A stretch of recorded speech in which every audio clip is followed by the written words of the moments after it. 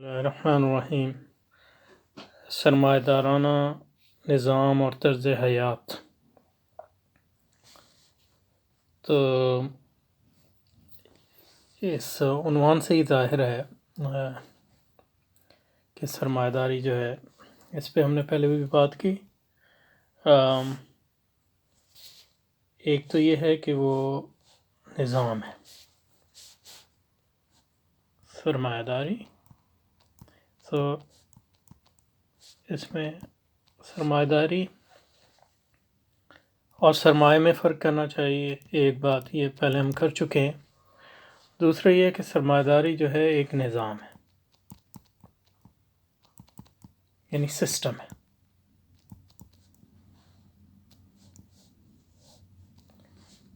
اور دوسرا یہ ہے کہ ایک طرز حیات ہے۔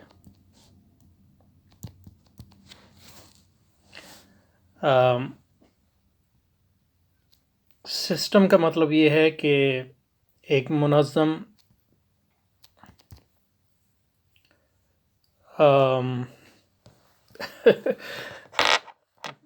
تنظیم اور نظام۔ اس پہ دوبارہ آتے ہیں۔ طرز حیات کا مقصد یہ ہے کہ وے آف لائف، یعنی مطلب یہ ہے کہ اس کو زندگی کو محیط ہے، پوری زندگی کو، فرد سے بھی، معاشرے سے بھی اس کا تعلق ہے، ریاست سے بھی اس کا تعلق ہے، اور پھر یہ ہے کہ ثقافت سے بھی تعلق ہے، اس کا علم سے بھی۔ تو صرف ایک معیشت نہیں ہے بلکہ ایک پورا نظام زندگی ہے، اس کی اقدار بھی ہے، وغیرہ وغیرہ۔ اور ایک نظام ان معنوں میں ہے کہ ایک جزوی چیز نہیں ہے کہ دوسرے نظام سے نتی ہو جائے، بلکہ ایک مکمل سسٹم ہے جس میں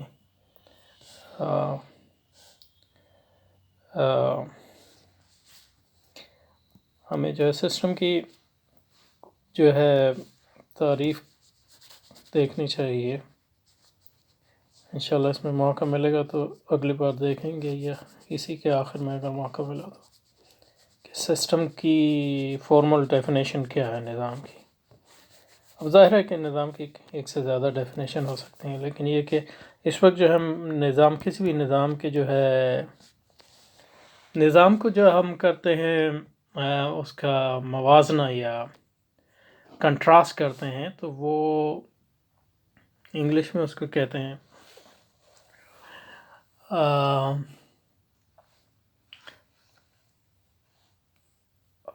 لائف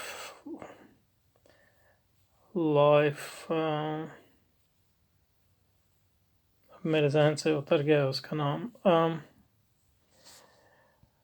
لیکن نظام کا جو تعلق جو ہوتا ہے وہ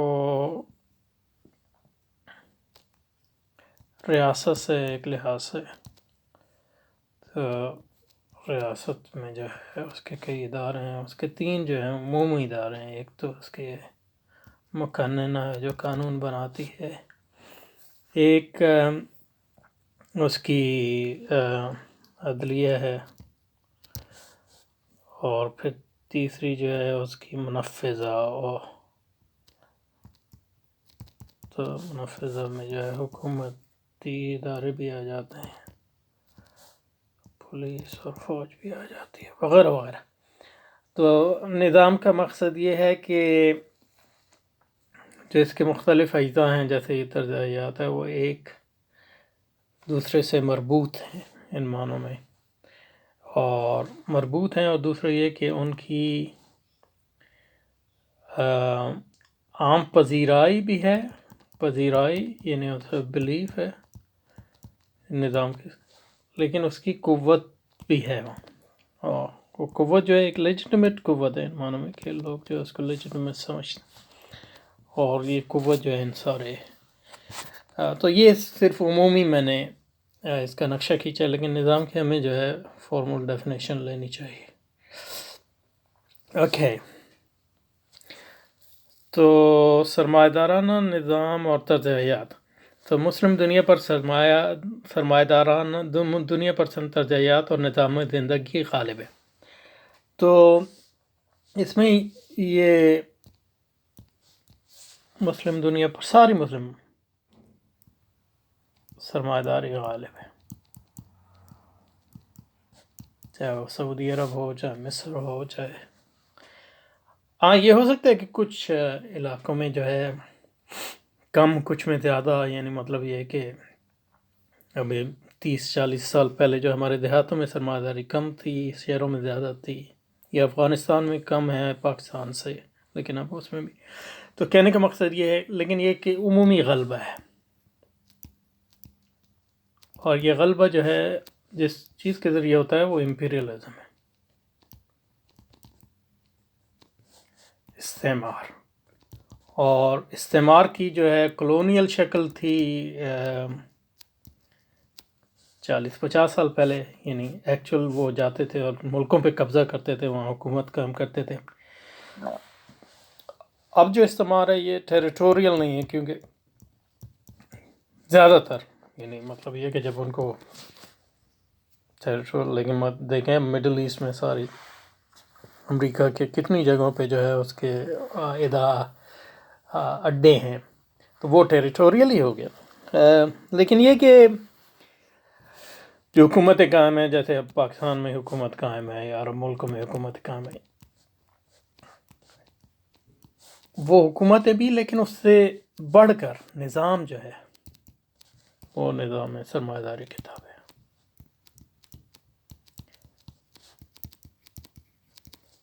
اور اس لحاظ سے جو لینن نے کہا تھا وہ صحیح کہا تھا کہ imperialism is the last stage, as far as we know imperialism is the highest stage of capitalism. یہ ہو نہیں سکتا کہ اب سرمایہ داری ہو اور استعمار نہ ہو، یہ ہاں اس کی شکلیں بدل سکتی ہیں، لیکن یہ کہ استعمار جو ہے سرمایہ داری کا جزو ہے۔ تو سرمایہ داری جو ہے مسلم دنیا پر غالب ہے بحیثیت نظام کے،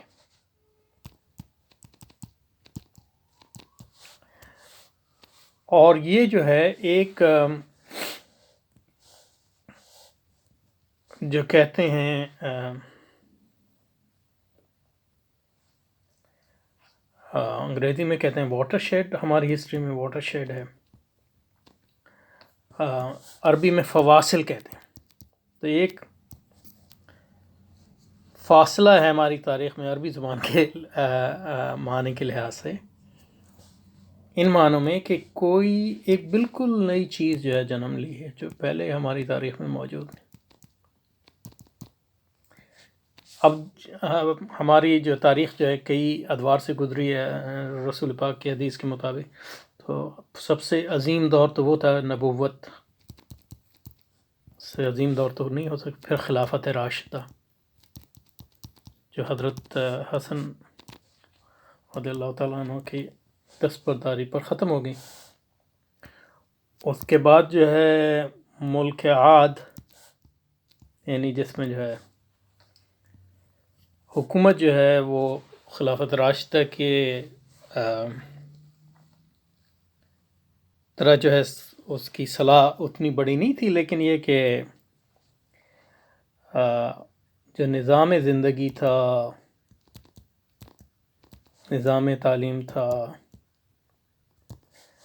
نظام قانون تھا،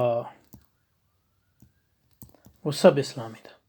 اور پھر اب ہم چوتھا دور ہے جو ہے ملک جبری، جو استعمار کا دور ہے،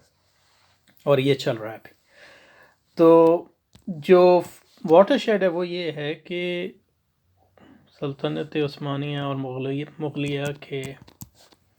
زوال کے دور شروع ہونے سے پہلے ہمارے ہاں، یعنی جتنی بھی بری حالات ہوں، صرف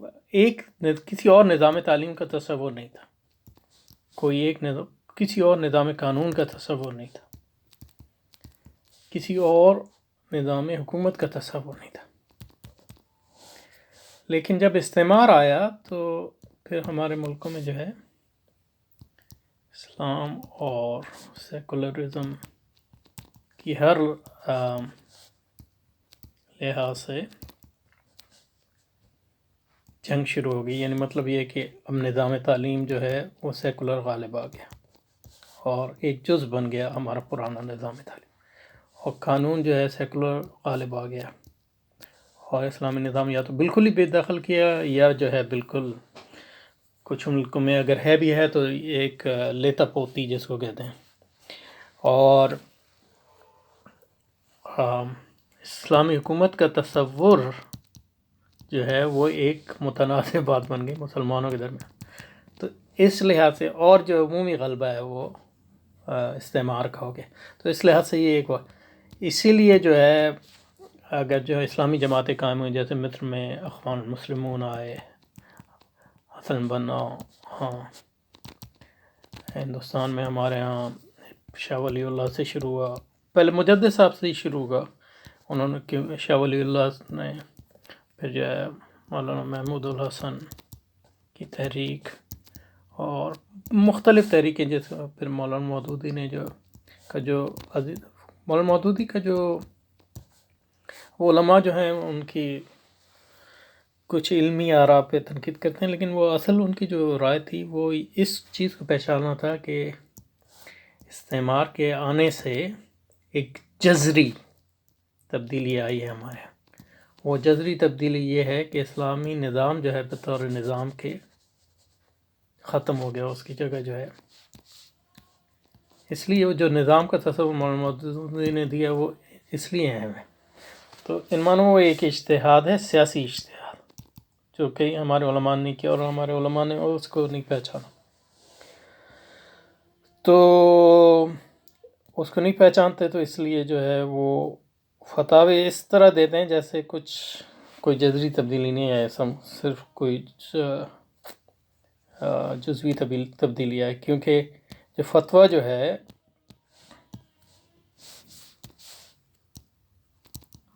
وہ زمان، مکان، شخص کی تبدیلی کے ساتھ اس میں تبدیلی آتی ہے. اور جب آپ زبان اور مکان کی جذری تبدیلی کو نہ فہم کریں تو ایون دو آپ کا شرعی حکم درست ہو، آپ جس چیز پہ لاگو کر رہے ہیں وہ چیز ایکچولی ایگزسٹ نہیں کرتی. وہ جس زمان و مکان پر آپ لاگو کر رہے ہیں وہ ایگزسٹ نہیں کرتی. تو اس بحث کو ذہن میں رکھیں کہ یہ بحث جو ہے اس سیکشن میں اہم ہے. مسلم دنیا پر سرمایہ دارانہ طرز حیات اور نظام زندگی غالب ہے، لیکن تمام مسلمان تو کیا، علماء اسلام اور صوفیاء اعظام میرا خیال کہنا چاہتے ہیں عام مسلمان تو کجا، لیکن عام مسلمان تو کجا، علماء اسلام اور صوفیاء اعظام کو بھی اس بات کا شعور حاصل نہیں. اور اس میں مطلب ان کی کوئی تنقیص نہیں ہے، مطلب یہ کہ وہ اب جو ہے ہمارے ہاں جو علماء کی وہ اس چیز میں ان کی اسپیشلائزیشن نہیں رہی تو وہ ظاہر ہے. لیکن جو علماء کرتے ہیں تو پھر وہ جیسے مطلب یہ کہ استعمار کے زمانے میں، یعنی ایکچول کلونیلزم کے زمانے میں، وہ علماء کو زیادہ اس کا شعور تھا. اس کے بعد جب اپنی حکومتیں قائم ہوئیں تو وہ چیز جو ہے وہ اس کی وضوح جو ہے وہ ختم ہو گیا، تو لوگوں کو اس میں جن لوگوں کو تخصص نہیں تھا وہ نہ جان سکے اس کو. تو مسلم دنیا پر سرمایہ دارانہ طرز حیات اور نظام زندگی غالب ہے، لیکن عام مسلمان تو کجا، علماء اسلام اور صوفیاء اعظام کو بھی اس بات کا شعور حاصل نہیں کہ نظام زندگی جو نظام میں تبدیلی آئی ہے جذری. ہم سرمایہ داروں کی بحثیت ایک مربوط اور مکمل نظاماتی اکائی نظاماتی کہتے ہیں، یہ بطور نظاماتی اکائی کے طور پر بالکل نہیں جانتے. اب ظاہر ہے ہمیں نئی اصطلاحیں بھی ایجاد کرنے کی ضرورت ہے، کیونکہ ہم جو بات کر رہے ہیں وہ بالکل نئی ہے اس معنی میں. تو ہم سرمایہ داری کو بحیثیت ایک مربوط اور مکمل نظاماتی اکائی کے طور پر بالکل نہیں جانتے. یعنی لوگ یہ سمجھتے ہیں کہ سرمایہ داری جو ہے ایک معیشت ہے، صرف معاشی نظام ہے، اور یہ معاشی نظام ہے. اور اس میں بھی زیادہ تر لوگ یہ سمجھتے ہیں کہ اس معاشی نظام میں کی جو ہے کوئی سائنسی بنیاد ہے،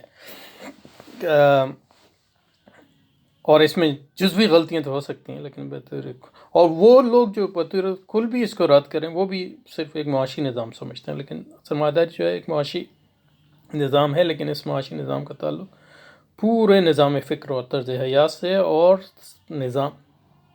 ایک کوئی آسولیٹڈ چیز نہیں ہے بلکہ ایک کلی نظام ہے۔ اس کا فرض معاشرہ، ریاست اور ریاست کے تمام ادارے وغیرہ جیسے کہ میں نے بتایا، اور اس کا ایک بلیف سسٹم بھی ہے، اس کے عقائد ہیں، اس پہ لوگ ایمان لاتے ہیں، اور اس کی قوت تنفیذیہ بھی ہے، یعنی ایگزیکٹو پاور۔ ہمارے علماء انفرادی سرمایہ دارانہ اعمال اور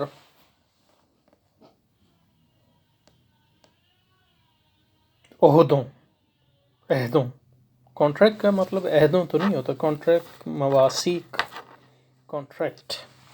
کانٹریکٹس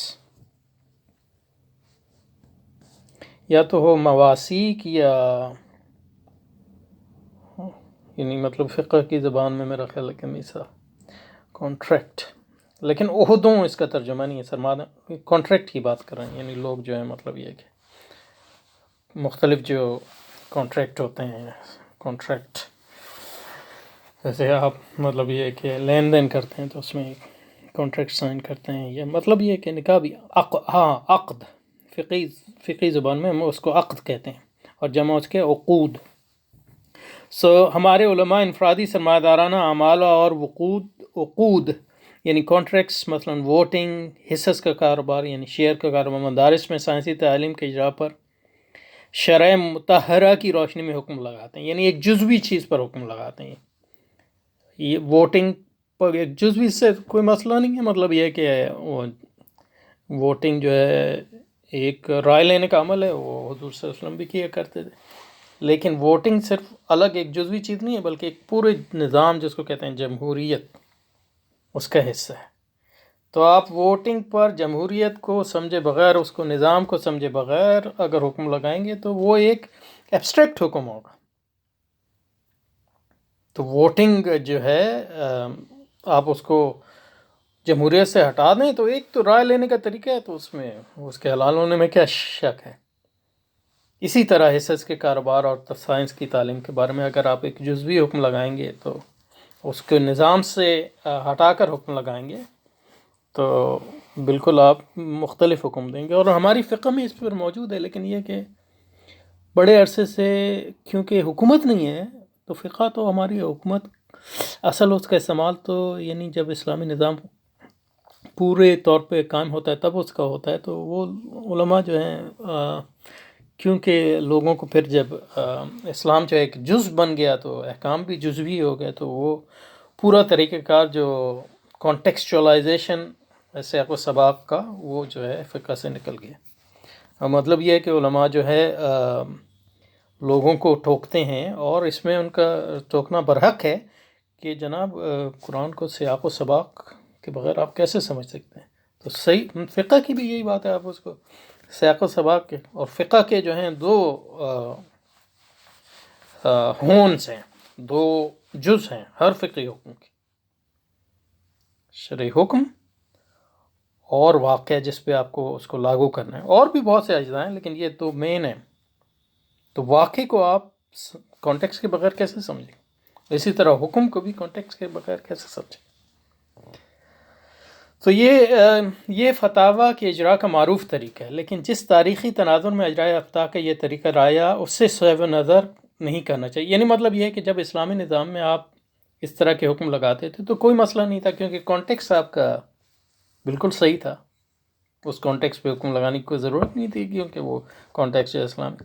لیکن جب وہ کانٹیکس تبدیل ہو گیا تو آج جو آپ حکم لگا رہے ہیں وہ اسلامی نظام کے کانٹیکس میں نہیں لگا رہے، ایک جاہلی نظام کے کانٹیکس میں لگا رہے ہیں۔ تو یہ جو جذری تبدیلی ہے فقہا نے جو ہے زیادہ تر، یعنی ایسا نہیں ہے کہ پورے، ایسا تو نہیں ہو سکتا کہ تمام جو ایسے علماء آج بھی ہیں جو اس چیز کو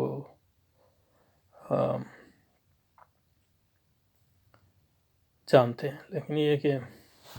زیادہ تر نہیں۔ اس دور میں اسلامی ریاست کانٹیکس کیا تھا؟ اس دور میں اسلامی ریاست قائم تھی، سلطان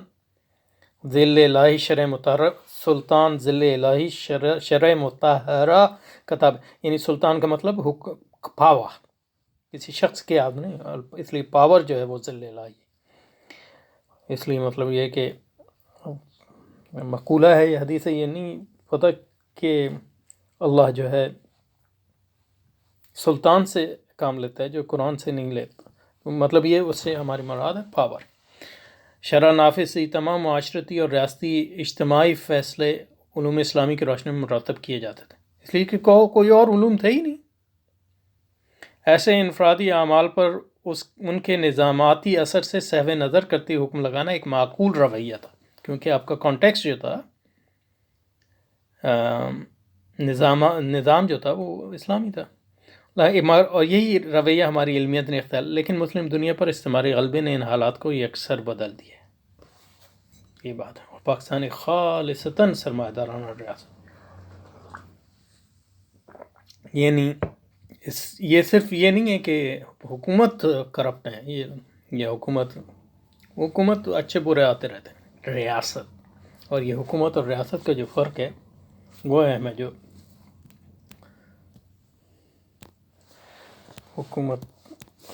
حکومت تو بہت معمولی چیز ہے، اور ریاست جو ہے یہ پرماننٹ حکومت کو کہتے ہیں، اور یہ جو ہے اس میں آپ کا بیوروکریسی آ جاتی ہے، پوری بیوروکریسی کی، پولیس آ جاتی ہے، آپ کی فوج آ جاتی ہے، آپ کی عدلیہ آ جاتی ہے، اور بیوروکریسی کے تحت تمام اس کے ادارے آ جاتے ہیں، ایجوکیشن سسٹم وغیرہ۔ تو یہ ریاست ہے، یہ کبھی تبدیل نہیں ہوتی، اور یہ ریاست جو ہے یہ انگریز نے قائم کی، ساری اسی کے پاس سے آئی ہے، اور سرمایہ دارانہ سلطان ذل اللہ کا کوئی وجود نہیں، یعنی پاور جو حکومت جو پاور جو ہے ایز